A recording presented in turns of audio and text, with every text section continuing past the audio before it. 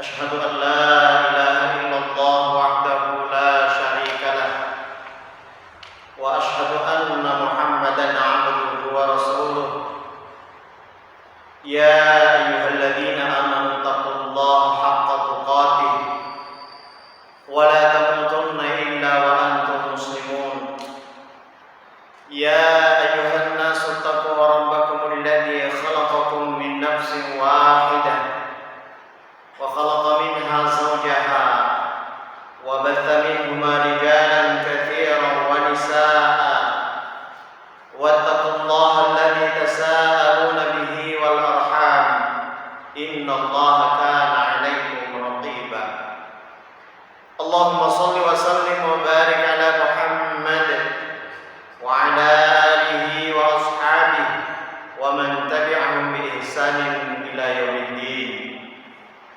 Masyaallah muslimin, bapak-bapak, ibu-ibu, jamaah salat maghrib dan jamaah salat isya insyaallah.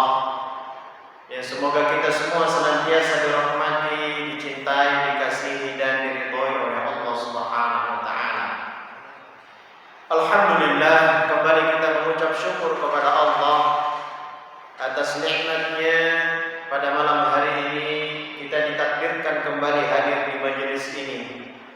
Setelah kita bersama-sama melaksanakan salah satu di antara kewajiban kita sebagai seorang muslim, perintah Allah Subhanahu wa taala, yakni salat maghrib. Dan alhamdulillah telah kita laksanakan secara berjamaah. Mudah-mudahan seluruh rangkaian ibadah, amal salih dan ketaatan-ketaatan kita semuanya diterima oleh Allah, disempurnakan pahalanya dan menjadi sebab diampuninya semua dosa-dosa kita. Tidak lupa pula senantiasa kita berselawat kepada baginda Rasulullah sallallahu alaihi wasallam. Beliaulah suri tauladan kita. Beliaulah uswatun hasanah kita.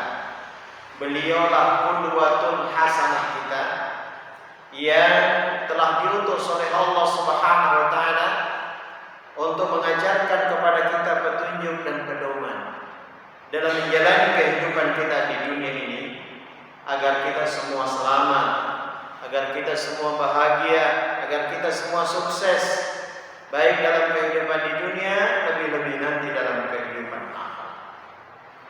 Tidaklah Rasulullah sallallahu alaihi wasallam diwafatkan oleh Allah kecuali semua kebutuhan kita sebagai seorang muslim semuanya sudah dijelaskan dan diterangkan oleh beliau. Tidak ada yang ketinggalan. Dikatakan oleh beliau dalam sebuah hadis yang sahih, tidaklah seekor burung yang terbang di udara kecuali dia telah jelaskan. Maksudnya bahwa tidak ada sesuatu pun yang kita butuhkan sebagai seorang muslim untuk menjalani hidup kita di dunia kecuali Rasulullah sudah jelaskan. Rasulullah sudah ajarkan. Ya. Adapun perkara-perkara dunia, kali lagi, adapun perkara-perkara dunia, maka sebagai seorang muslim kita semua meyakini bahwa untuk urusan dunia itu manusia dipersilahkan untuk berbudaya, berperadaban, berkembang untuk urusan dunia. Apa saja dalam perkara dunia silakan berkembang, silakan berbudaya, silakan berperadaban. Selama dalam perkara dunia tidak ada larangan, ya berarti kembali ke hukum asalnya. Apa hukum asalnya perkara dunia? Mubah, boleh. Baik itu perkara makanan, pakaian, pekerjaan atau apapun, selama tidak ada larangan dalam syariat, kembali ke hukum asal. Boleh, mubah. Maka Islam tidak melarang perkembangan. Islam tidak melarang kebudayaan, peradaban, tidak pernah melarang peradaban. Kecuali di sana ada larangan dari Rasulullah SAW dalam syariat yang mulia ini, maka sebagai seorang muslim sikap kita adalah mentaati beliau. Sami'na wa ata'na. Kita dengarkan dan kita patuhi. Karena sesungguhnya Rasulullah sallallahu alaihi wasallam diutus adalah untuk mengajarkan kepada kita tata cara beribadah, tata cara beragama, tata cara berislam, tata cara berakidah dan bermuamalah dengan sesama manusia. Itulah yang Rasulullah diwajibkan untuk mengajarkan kepada manusia. Maka sangat masyhur hadis yang sering sekali kita dengarkan untuk perkara dunia, antum a'lamu bi umuri dunya. Engkau yang lebih paham, lebih mengerti tentang urusan duniamu, pertanian, perdagangan, apapun, teknologi, transportasi, silahkan berkembang, berperadaban, berkemajuan, tidak dilarang selama tidak ada larangannya dalam syariat. Tapi kalau di sana ada larangan dalam syariat, maka kita harus mengikuti dan mentaati Rasulullah SAW. Termasuk di dalamnya apa yang kita bahas dalam kajian ini. Pada pertemuan yang lalu kita sampai di bab yang ke-117. Bab yang ke-117. Ya, berkaitan dengan adab-adab berpakaian. Pada saat itu telah saya jelaskan bahwa Allah Subhanahu wa taala telah menurunkan atau memberikan kepada kita pakaian, ya, dengan ilmu yang diberikan oleh Allah Subhanahu wa taala kepada manusia, maka manusia mengolah apa yang Allah sediakan di alam ini supaya dibuat menjadi pakaian. Ada pakaian dari hewan, misalnya wol, kain wol atau sutra, ada pakaian dari tumbuhan, ya, misalnya dari kapas dan yang lainnya. Ini hasil peradaban kebudayaan manusia yang Allah Subhanahu wa taala telah ajarkan kepada mereka, ya, dengan menyediakan seluruh kebutuhan kita yang ada di alam. Nah, sebagai seorang muslim kita harus menyadari bahwa dalam berpakaian inilah kesempurnaan Islam. Dalam berpakaian pun diatur supaya kita ini tidak keluar dari hal-hal yang sudah diperintahkan dan disyariatkan oleh Allah Subhanahu.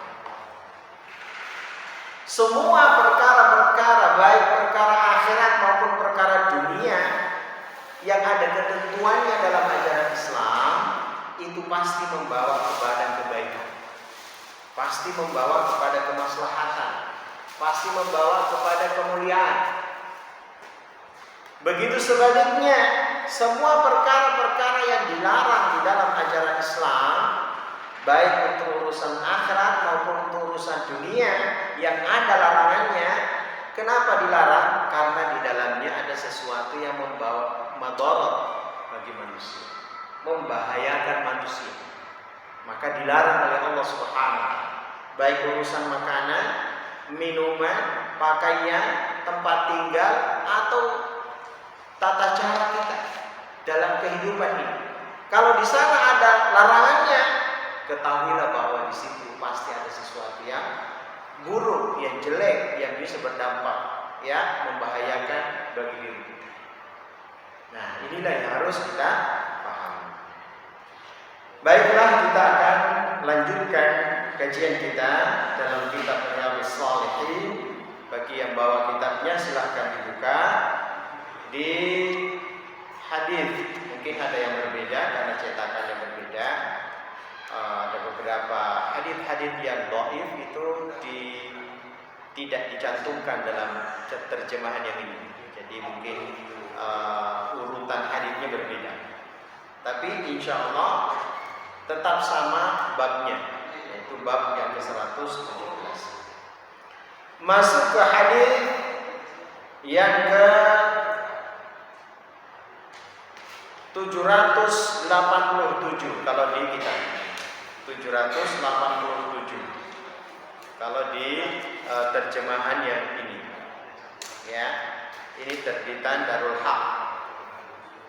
Hadis yang ke 787 dari Abu Ramzah Rifa'ah At-Taimi radhiyallahu taala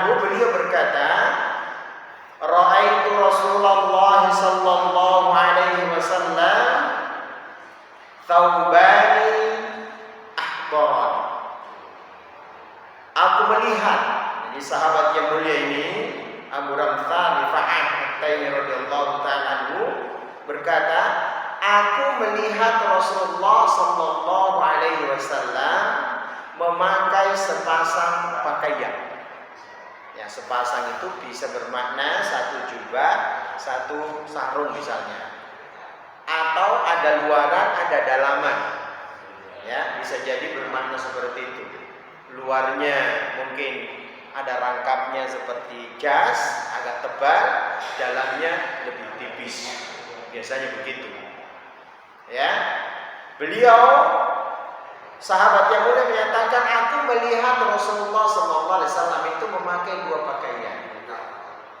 Ya, akhdharani, yang kedua-duanya berwarna hijau.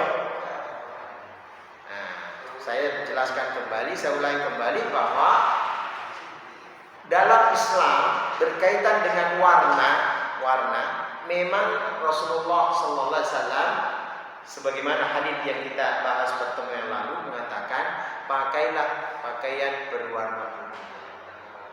Ya, berwarna putih. Tapi bukan berarti warna lain tidak dipakai Rasulullah. Beliau pernah pakai baju warna merah. Beliau juga pernah pakai baju warna hijau sebagaimana ayat ini. Hadis ini. Jadi dalam perkara warna itu boleh. Yang ada larangannya kalau tidak salah, tidak dicantumkan dalam kitab ini adalah warna za'faran. Saya kurang tahu bagaimana warna za'faran itu. Karena saya dapat dicelup dengan kain yang dicelup dengan za'faran. Kain yang dicelup dengan za'faran. Saya kurang tahu itu warna seperti apa. Nanti coba dengan cari di di searching di Google, itu warna za'faran seperti itu. Ya. Nah, ada pun warna-warna lain, hitam, merah, hijau dan sebagainya, itu pun tidak dilarang. Dalam Islam itu tidak ada ketentuan wajib harus pakai warna. Begitu juga dalam hal model. Rasulullah pernah memakai baju model Yaman. Yaman itu bergaris-garis, lengannya agak lebar dan tidak sampai ke ke pergelangan. Pernah juga beliau memakai baju model Syam yang mana lengannya itu agak sempit. Ya, agak sempit. Mungkin kalau kita yang pakai itu manset mungkin ya. Beliau juga pernah pakai baju yang agak tebal dari wool, dari bulu. Ya. Jadi baik dari bahan maupun dari modelnya atau warnanya, selama di sana tidak ada larangan khusus, maka itu. Termasuk kita di Indonesia terbiasa pakai baju koko, pakai baju batik, pakai kemeja. Ya, itu tidak. Ya. Namun perlu berhati-hati. Misalnya ketika pakai kemeja agak pendek, kemudian ketika sholat misalnya terangkat belakangnya karena terlalu pendek, berarti kan terbuka. Khawatirnya terbuka auratnya, maka sebaiknya agak panjang. Ya, melebihi pantat atau bokong kita. Ya, supaya ketika kita sujud atau rukuk tidak terbuka. Itulah dalam Islam. Jadi dalam perkara berpakaian, prinsipnya adalah selama tidak ada larangan, maka kita dibolehkan untuk, termasuk di dalamnya untuk bagi ibu-ibu kaum wanita tidak harus berwarna hitam. Jangan sampai ada anggapan bahwa harus berwarna hitam, tidak.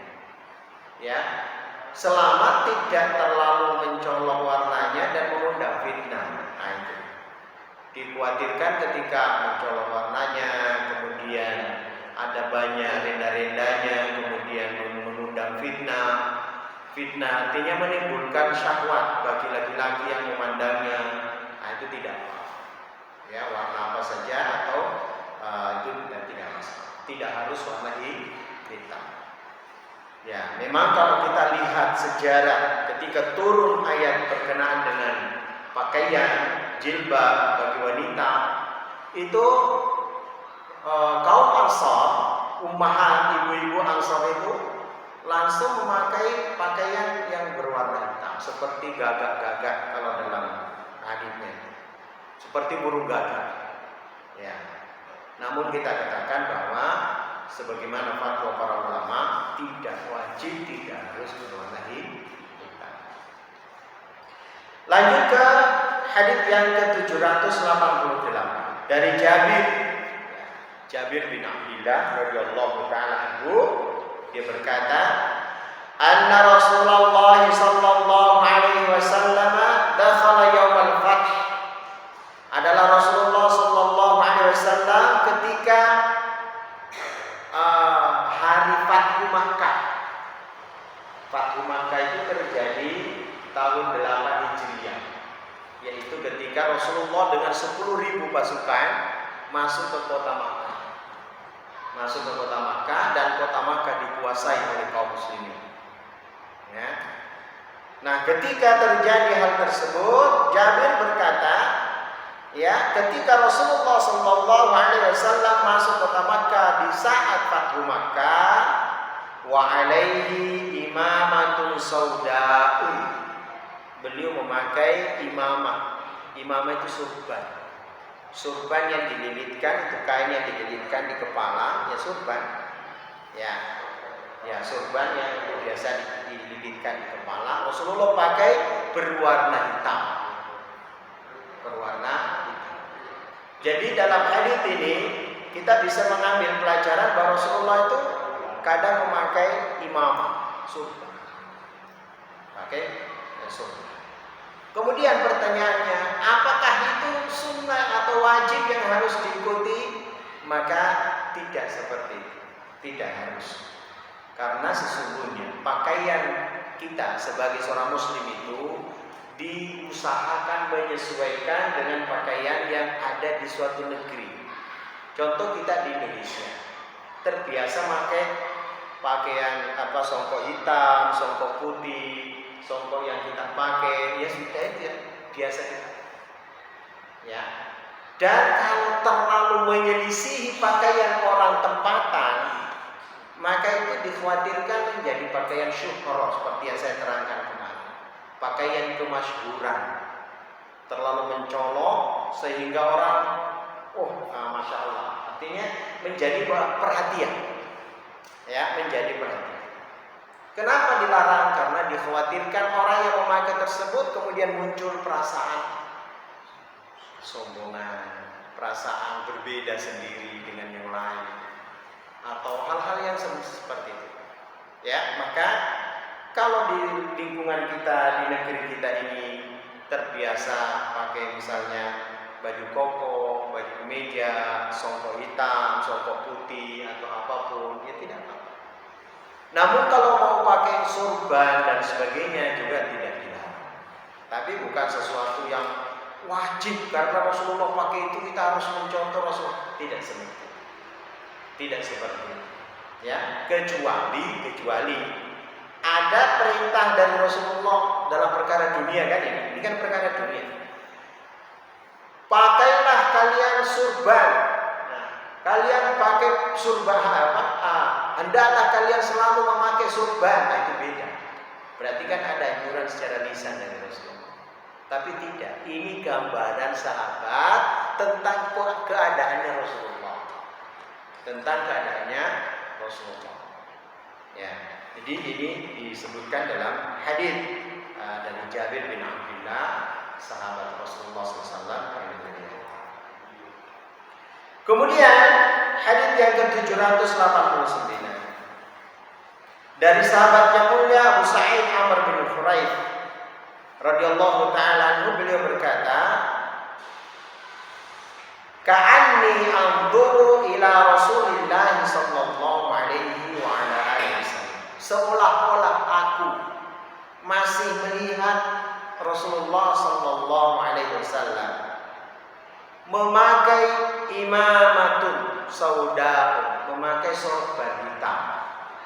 Ya, qad arha tarafaiha baina katifaihi, dan ujung sorbannya itu menjulur di tengah-tengah bagian tengah punggungnya. Dililit, kemudian ada ujungnya di tengah-tengah punggung beliau. Pakai sorban hitam, insyaallah. Bisa kita bayangkan ya, kulitnya putih, rambutnya lebat hitam, jenggotnya lebat, badannya bidang. Jenengan kalau mau seolah-olah melihat Rasulullah, jenengan punya buku namanya Asy-Syamā'ilul Muhammadiyah. Hadits-hadits yang dikumpulkan oleh Al-Imam At-Tirmidzi. Hadits-hadits itu dikumpulkan khusus untuk melihat gambarannya Rasulullah. Cara berjalannya, cara bicaranya, senyumnya, posturnya, rambutnya, matanya, dan semuanya. Itu hadits. Bukan penggambaran bukan penggambaran melalui syair-syair, bukan. Itu hadits. Ya, riwayat-riwayat hadits. Asy-Syamā'ilul Muhammadiyah. Ya. Bukan organisasi Muhammadiyah, bukan. Tapi maksudnya memang kitab ini judulnya Asy-Syamā'ilul Muhammadiyah. Boleh dicari di toko buku, itu ada karangan atau susunan oleh Imam At-Tirmidzi, seorang ulama hadits.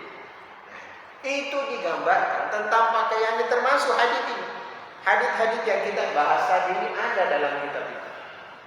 Masya Allah. Jadi kita itu seolah-olah membaca kitab, seolah-olah melihat Rasulullah. Cara jalannya beliau itu kalau jalan cepat. Beliau itu kalau jalan cepat, seperti orang yang menurun jalan turun. Ya, merunduk beliau. Jadi tidak bongkar, busungkan dada, bukan. Matanya selalu bercelak, rambutnya itu selalu diminyaki, sebahu panjangnya. Di tengah-tengah punggungnya ada namanya khotamun nabi atau khotamul anbiya. Khotamun nabi itu cap kerasulan, tanda kerasulan. Jadi di punggungnya itu ada daging, ada semacam daging di tengah-tengah punggungnya itu, semacam daging yang menggumpal tapi tidak terlalu besar. Ya, di situ yang menggambarkan itu kalau tidak salah sahabat yang mulia Salman Al-Farisi tentang cap kenabian, cap kenabian. Dan yang lain-lainnya. Tuh, jadi di samping kitab Riyadhus Shalihin ini, ya mungkin kita butuh dan kita perlu memiliki kitab tersebut. Baik, kita lanjutkan. Hadits yang ke 790. Oh, ada tadi tambahan yang 789. Di situ ada riwayat dari miliknya, maksudnya riwayat dari Muslim juga. Anna Rasulullah sallallahu alaihi wasallam khataban nas. Adalah Rasulullah sallallahu alaihi wasallam berkhutbah di hadapan manusia. Wa alaihi imamatun sauda, dan beliau memakai imamah atau sorban warna hitam. Kemudian hadits yang ke-790 dari Aisyah radhiyallahu taala anha, beliau berkata, ya, kuffina Rasulullah sallallahu alaihi wasallam, Rasulullah itu dikafani. Ketika beliau wafat, beliau dikafani fi thalathati athwabin, 3 lapis kain. Makanya ini menjadi sunnah Bapak Ibu sekalian. Ketika ada orang meninggal laki-laki, maka disyariatkan mengkafaninya dengan 3 lapis kain. Athwabin bayda, athwabin baydin, atau kain yang berwarna putih. Suhuliyatin min kursufi. Suhuliyah itu artinya dari daerah Suhuliyah. Daerah Sahuli itu daerah Yaman. Jadi kain asal dari sana yang ditenun dari kapas, jadi katun. Ya, jadi Rasulullah itu dikafani dengan kain berwarna putih sebanyak 3 lapis, bahannya dari katun.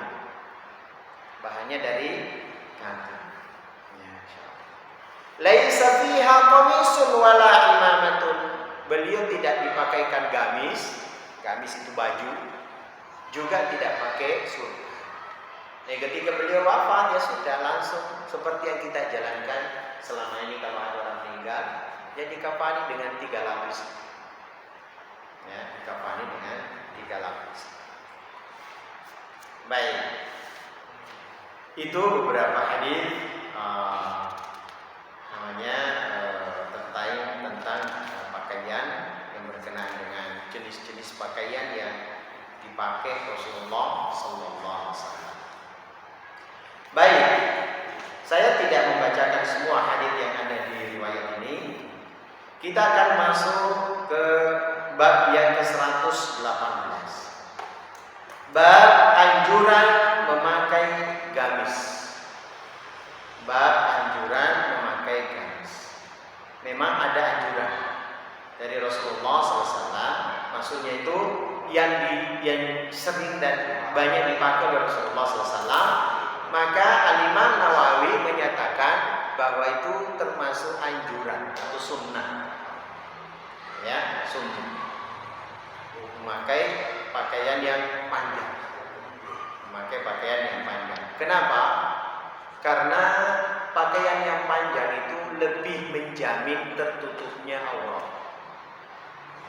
Saya ulangi, pakaian yang panjang itu lebih menjamin tertutupnya aurat. Ya, Ustaz, apakah boleh seperti yang kita pakai di Indonesia, atasannya baju koko, bawahnya sarung? Ya boleh, karena itu sudah menutup aurat. Tapi kalau kembali ke hadis ini, para ulama mengambil suatu kesimpulan berdasarkan hadis ini bahwa dianjurkan, bukan wajib, lebih disukai. Perhatikan, beda kalau wajib, ya, sunnah, mustahab, itu beda. Dalam ini ya disukai. Sebagaimana Rasulullah menyukai sesuatu,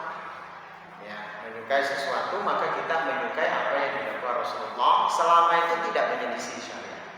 Dan insya Allah tidak ada hal-hal yang disukai Rasulullah yang menyelisih syariat. Dari Ummu Salamah radhiyallahu taala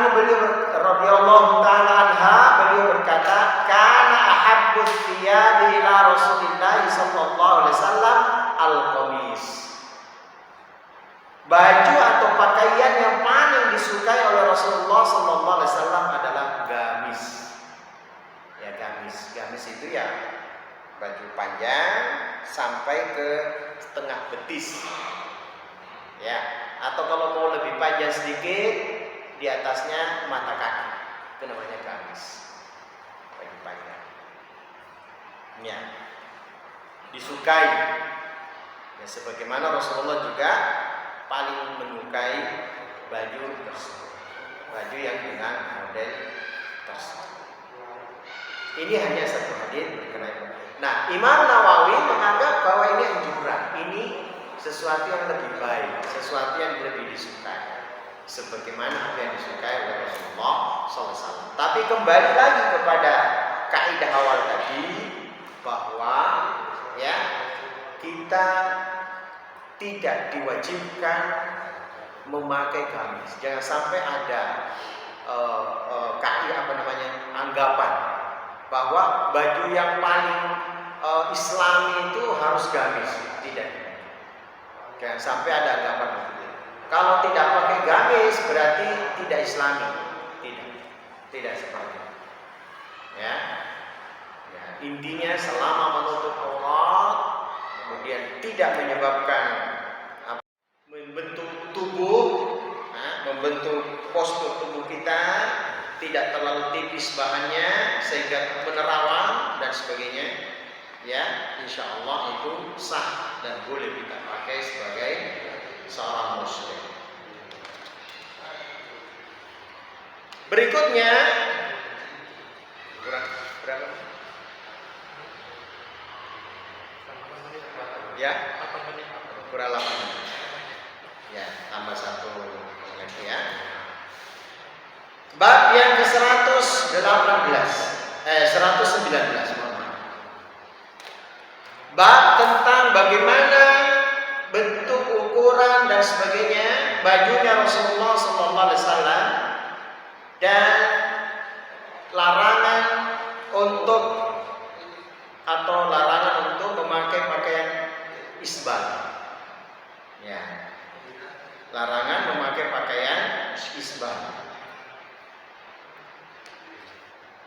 Hadits yang ke-794 dari Asma binti Yazid Al-Ansariyah radhiyallahu taala anha, beliau berkata, "Kana kummu qamisi Rasulillah sallallahu alaihi wasallam ila rusy." Adalah lengan gamis atau baju Rasulullah itu sampai ke pergelangan tangan. Nah, jadi sampai pergelangan tangan. Lengan bajunya Rasulullah sallallahu alaihi wasallam sampai pergelangan tangan. Ustadz, kalau begitu kita tidak boleh pakai baju kemeja pendek. Bukan berarti tidak boleh. Tapi yang digambarkan di sini Rasulullah memakai gamis atau baju yang lengannya sampai di lengan, atau maksud saya di pergelangan tangan.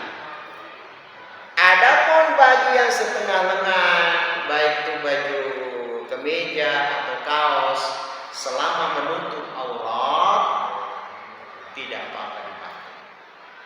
Namun kalau kita sholat lebih baik pakai yang lebih, istilah itu lebih panjang atau lebih sopan lah kalau istilahnya. Artinya kalau boleh kita tidak dalam kondisi terpaksa, sebaiknya tidak pakai kaos. Kalau dalam kondisi tidak terpaksa, kecuali misalnya pergi ke suatu tempat tidak ada pakaian lain kecuali kaos itu, dan kaos itu menutup aurat, ya nggak apa-apa dipakai untuk sholat. Ya, tapi kalau kita mungkin seperti ini kan kita bisa pakai koko, pakai kemeja, insya Allah. Bahkan pakai gamis kalau punya gamis. Yang jelas di sini digambarkan bahwa Rasulullah lengan bajunya itu sampai pergelangan. Ustadz, kalau lebih dari itu, ya saya belum tahu ya apakah ada larangan khusus tentang baju yang melebihi lengan. Mungkin kalau ada yang tahu atau pernah mendengarkan, ya, dan itu termasuk larangan, ya jangan kita pakai. Atau kita berusaha untuk memendekkan dan motong lagi sepergelangan. Ya. Kemudian berikutnya hadits yang ke-795 dari Ibnu Umar. Perhatikan Bapak Ibu, Ibnu Umar ini nama aslinya Abdullah bin Umar radhiyallahu taala anhuma. Jadi putranya Umar bin Khattab radhiyallahu taala anhu. Nah, dalam riwayat-riwayat hadis dan antar para sahabat dan ucapan para tabi'in dikatakan bahwa sahabat yang paling berusaha untuk mencocoki perilaku Rasulullah adalah sahabat yang mulia Ibnu Umar. Dia berusaha untuk mencontohi Rasulullah, perilakunya, ya, tata cara ibadahnya, tata cara berpakaiannya, semuanya berusaha dia contoh Ibnu Umar. Ya. Nah, hadits ini diriwayatkan oleh Al-Bukhari dan Muslim dari sahabat yang mulia Ibnu Umar ini. Beliau sallallahu alaihi wasallam pernah bersabda, "Man jarra thawbahu khuyala." Barang siapa yang menyeret pakaiannya karena sombong. Perhatikan, ini satu poin ya. Satu poin. Barang siapa yang menyeret pakaiannya karena sombong. Contoh, pakai gamisnya panjang sekali sampai terseret di tanah atau di lantai. Otomatis menutupi mata kaki. sarung. Sarungnya sengaja dijulurkan sampai terseret di tanah dan menutupi mata kaki. Atau pakai celana sengaja dipanjangkan, karena memang saya lihat sekarang ini ada model begitu. Celana itu sampai menutupi tumit, diinjak-injak celananya itu. Nah, ini termasuk di dalam. Barang siapa yang menyeret pakaiannya karena sombong, lam yanzurillahu ilaihi yaumil qiyamah. Allah tidak akan memandangnya pada hari kiamat. Allah tidak akan memandangnya memandang di sini maksudnya memperhatikan. Ya, merahmati, mencintai, mengasihi. Allah tidak akan memandangnya pada hari kiamat. Faqala Abu Bakar, maka Abu Bakar berkata, radhiyallahu ta'ala, ya Rasulullah, wahai Rasulullah, innal izari yastarkhi ila anta ahadau. Sesungguhnya sarungku, kata Abu Bakar, senantiasa melorot. Jadi sarungnya Abu Bakar itu orangnya kurus. Sarungnya selalu melorot. Ya. Tanpa disengaja, maksudnya di situ. Ya Rasulullah, sesungguhnya sarung saya selalu melorot di bawah mata kaki saya. Ya. Kecuali saya berusaha selalu menjaganya. Jadi ketika melorot dia naikkan. Tapi karena badannya kurus, maka sarungnya itu gampang melorot. Maka apa jawaban Rasulullah sallallahu alaihi wasallam? Faqala lahu Rasulullah sallallahu alaihi wasallam, innaka lasta mimman yaf'aluhu khuyala. Sesungguhnya engkau, wahai Abu Bakar, melakukan atau terjadi pada dirimu seperti itu bukan karena sombong. Artinya melorotnya kainnya Abu Bakar itu tidak disengaja dan bukan niat untuk sombong. Tentu kita semua tahu siapa Abu Bakar, manusia paling mulia setelah Rasulullah sallallahu alaihi wasallam. Tidak mungkin beliau melakukan sesuatu itu didasari oleh kesombongan. Ya. Nah, hadits ini menunjukkan kepada kita bahwa memanjangkan kain sampai menyapu lantai, menyapu tanah, menyeret menutupi mata kaki, kalau didasari dengan kesombongan, ini hukumnya haram. Sepakat ulama 4 mazhab dan ulama-ulama lainnya, pokoknya kalau didasari niatnya untuk menunjukkan kepada manusia tentang kebesaran dirinya, maka itu termasuk haram, hukumnya haram. Namun dalam hadits nanti yang akan kita bahas pada pertemuan selanjutnya, hadits nanti itu akan menunjukkan kepada kita bahwa ada kondisi tertentu, pakaian itu yang menutup mata kaki tetap dilarang walaupun tidak didasari kesombongan. Maka dalam hal ini berbeda pendapat di kalangan ulama. Berbeda pendapat di kalangan ulama, kalau tidak didasari kesombongan, hukumnya bagaimana? Maka para ulama ada yang menyatakan tetap haram, ada yang menyatakan hukumnya makruh. Jadi minimal hukum menutup mata kaki atau memanjangkan kain menutup mata kaki, minimal hukumnya makruh. Namun makruh itu, Bapak Ibu sekalian, dalam ajaran Islam, makruh itu tetap jelek. Namanya makruh berasal dari kata karoha. Karoha itu artinya dibenci, tidak disukai. Dibenci oleh siapa? Dibenci oleh Allah dan Rasulullah. Masa kita mau melakukan sesuatu yang makruh yang dibenci oleh Allah dan Rasulullah? Jadi kita berusaha, nanti kita akan lanjutkan pada pertemuan selanjutnya lebih dalam lagi tentang hukum memakai pakaian di bawah mata kaki. Mudah-mudahan saya kira cukup untuk sementara ini. Kalau ada pertanyaan tolong disimpan dulu untuk pertemuan yang akan datang. Kita cukupkan dengan doa untuk majelis. Subhanallah wa bihamdika asyhadu an la ilaha illa anta astaghfiruka wa atubu ilaik. Wassalamualaikum